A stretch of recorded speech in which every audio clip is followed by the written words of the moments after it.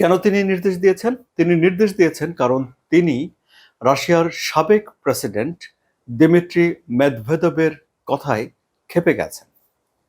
Medvedev কি বলেছেন?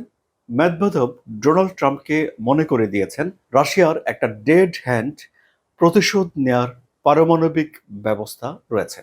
অর্থাৎ কোনো কারণে যদি রাশিয়া একেবারে ধ্বংস হয়ে যায়, তারপরেও অটোমেটিক এই অস্ত্রটি বিশ্বের বিভিন্ন দেশে পারমাণবিক অস্ত্র পাঠিয়ে দিতে পারে এবং পুরো বিশ্বকে ধ্বংস করে দিতে পারে বলে বলা হয়ে থাকে।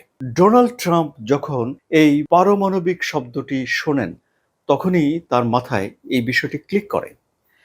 তখন তিনি এই পারমাণবিক শব্দ, পারমাণবিক সিস্টেম এসবের বিপরীতে তিনি নিজেও পারমাণবিক সাবমেরিন পাঠিয়ে দিয়েছেন। এটি কোনো মার্কিন প্রেসিডেন্টের করা এই ধরনের প্রথম কাজ।